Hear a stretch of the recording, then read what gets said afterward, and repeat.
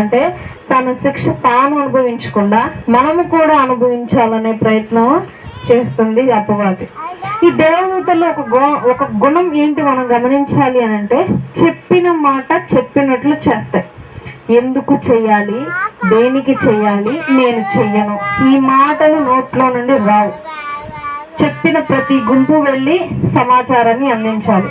చెప్పిన ప్రతి గుంపు నుంచొని దేవుని స్తుతించాలి. చెప్పిన ప్రతి గుంపు వెళ్ళి మనుషులను కాపాడాలి. ఇవి ప్రతి మనిషికి, ప్రతి గుంపుకి ఏ విధంగా దేవుడు ఆజ్ఞలు ఇచ్చాడో ఆజ్ఞలను పాటిస్తే వచ్చేస్తాయి. అయితే ఇలా వీటిలో కొన్ని తప్పులు చేస్తాయి. మళ్ళీ వీటిలో కూడా కొన్ని తప్పులు. ఇప్పుడు ఎగ్జాంపుల్గా గాబ్రియల్ దూతను తీసుకున్నాం. గాబ్రియల్ దూతకి ఇదిగో మరియమ్మకు ఒక మాట చెప్పు, ఏమని, ఒక కుమారుడు పుడుతున్నాడు యేసయ్య అని చెప్పు.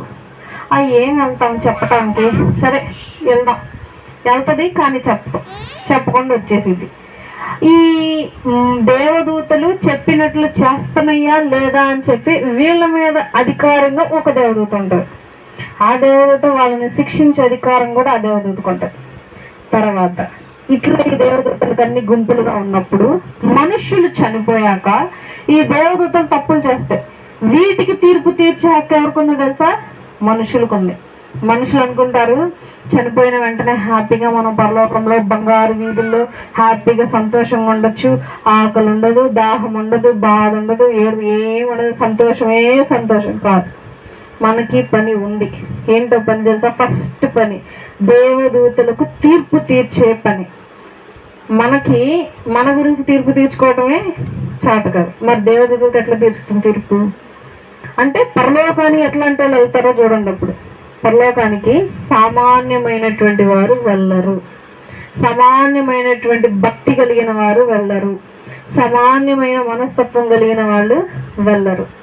మన భక్తుల్లో చూసిన వాళ్ళు కూడా వెళ్తారో వెళ్ళరో కూడా డౌటే. మనము మనుష్యులు చనిపోయాక పరలోకంలో ఉన్నటువంటి వారు కూర్చొని వారానికి రోజు తీర్పు తీర్చాలి దేవదూతలకి.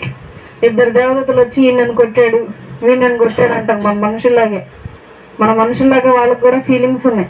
మీకు ఇంకోటి చెప్పాలి అని అంటే, స్టార్టింగ్లో దేవుడు ఆదాము అవ్వని తోట నుండి నెట్టేశాక వాళ్ళు పిల్లల్ని కంటారు.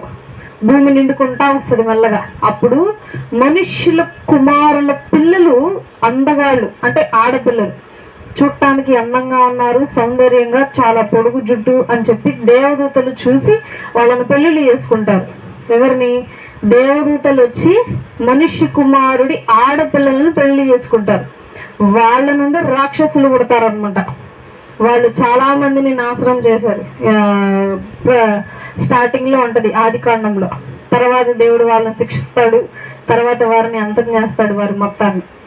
సో దేవాది దేవుడు దేవదూతలకు విధించినటువంటి కట్టడ ప్రతి ఒక్కళ్ళు అనుసరించారు, నెరవేర్చారు. మరి మనకు దేవుడిచ్చినటువంటి ఆజ్ఞలను మనం పాటిస్తున్నామా? మరి దేవుడు మనకిచ్చిన ఆజ్ఞ ఏంటి? ప్రేమించడం, దేవుణ్ణి స్తుతించటం. ఇవి ఇచ్చింది రెండే రెండు.